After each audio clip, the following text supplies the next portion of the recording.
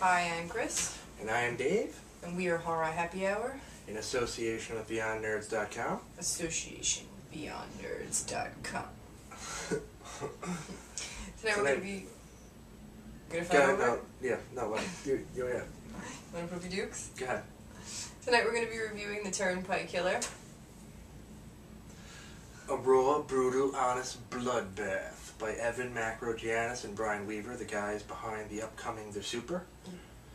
Special effects in The Turnpike Killer were done by Demonic Pumpkins. Some of the special effects. Some of the special effects were done by the Demonic Pumpkins, if you're familiar with their work.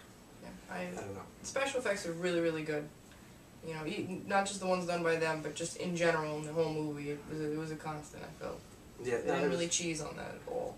Yeah, that's what this one was all about, the murder. Yeah, all about the murder. All about the mutilations. Very good. We were happy about that. All about the blood. Once again, very happy about that.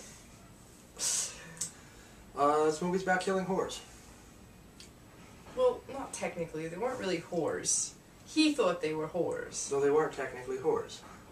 They were girls that just didn't fit his... They weren't the pure one. He was looking for the pure one, and they didn't fit the bill.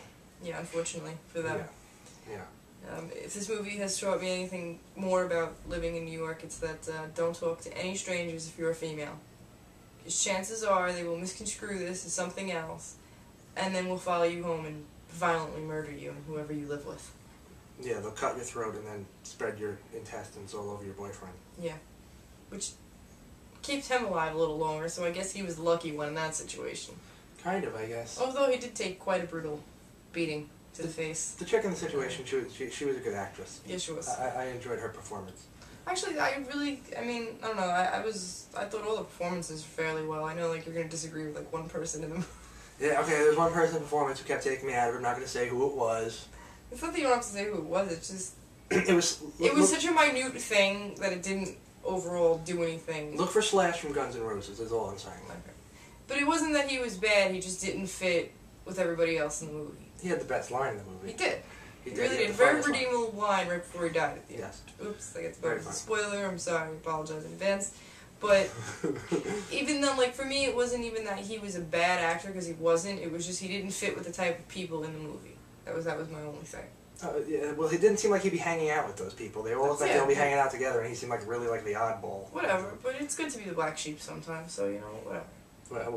Well, it's good to be the black sheep sometimes, but I mean, like... Right, we were getting so sidetracked here about this. Okay, yes, okay, the Evan and Brian, the ones who made this film, had no formal training before they made this film. Yeah, no film school or anything like that, which just goes to prove, because we really both enjoyed this film, that you don't necessarily... If you have enough talent, and you're very imaginative and creative, school, you know, could help. I'm not saying that, you know, it's not a good thing to go to school. No, yeah. It's just proof that you don't have to. That sometimes talent beats out education. I feel like so horrible telling people, like, I know, we're not saying don't go to school. Being evil and shit. Oh, man. They also had no permits. There was also no permits in any of the so areas. any place that they shot, you know. Yeah. It was... He was guided... at your own risk. The serial killer, the Turnpike Killer in the movie, he was guided by a voice that had an accent, which is really weird for, like, a voice inside your head to have an accent. And not only had an accent, but it was like an old man's voice. Yeah, it was an old man's voice. Yeah, so it guides him to kill whores, like I stated earlier and whatnot, and this eventually, Dave has some kind of problem with whores. I don't have any sort of problem. Whores are awesome. I don't... This is my formal apology to any whores out there. Whores are awesome. Apparently, from what Dave told me earlier, whores and hookers are different. Yeah, no. I was unaware of this. I thought they I'm were not basically going to go into definitions here, but okay. Eventually, I'm getting lost. We're getting lost in the subject. So one of my favorite scenes was the beginning scene was like wham right into it, and there was just death everywhere, and the camera just didn't flinch, and just nice shots and zoom-ins on gore. I like the zoom-ins on gore. I like the fact that it reminded me of, like, toe tag flicks, like it had like an August Underground kind of basement, that kind of like raw brutalness of it. Gonna get all technical. Kind of like had that serial killer edge, like Palumbo's Murder Set Pieces, or like early William Lustig's Maniac and whatnot. Cause it was definitely in the same vein as Maniac. They was that 1970s kind of like grainy gap. Like, yeah, which definitely added to it. Yeah, no, it definitely did, and it was a solid serial killer, like, you know. Yeah. Like, you know how you like Shrine? It Like, had oh, Shrine was awesome and whatnot. There's like, it had a nice original spin to it. yeah, you can see that this is definitely, they're definitely going to be going places. Am I cutting you off again? You are, but that's okay. Okay, no, I'm sorry. I'm going to stop. Horrible. Like I was trying to say before, I love the opening scene. I love the fact that this was taking place in New York. I'm from New York. See, I'm shocker. He dumped the bodies on the Jersey Turnpike. Perfect. And as a New Yorker, like, even though I generally have no problem with New Jersey, it's just like, you know, it's nice to see that bad things happen in New Jersey. It seemed like he was just killing people in New York and he was dumping them off in Jersey. Yeah, it was like he was like transplanting New Yorkers into Jersey. The only problem was they were dead. Dead. I thought the guy that played John the serial killer, I thought he was very good. Did a good job at it. He made me fucking scared. I thought the guy who played the detective and the one who I don't know any of their names. I'm terrible at names. So yeah, I apologize. Here's my formal apology to anybody who acted in this film. I apologize. Yeah, you all did a good job. Memorize your name. We're just shitty at names. Yeah, we're terrible. Terrible. But I don't know. I like the decapitated head scene. I like the hooker chase scene. I thought that was really solid. Chase, I forgot about that. Yeah, she was a really good actress. She got chased. Remember, hooker different than whore. Yeah, no, this is the hooker chase scene. That's not to be hooker not to be confused with whore.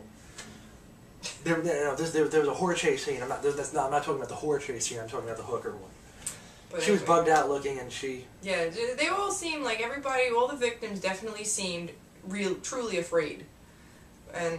I think it was solid. I'm gonna say 8 out of 10. Yeah, see, Dave stole me. He's a copycat because I originally said 8 out of 10. Yeah, I know. And then he's just like piggybacking on my rating.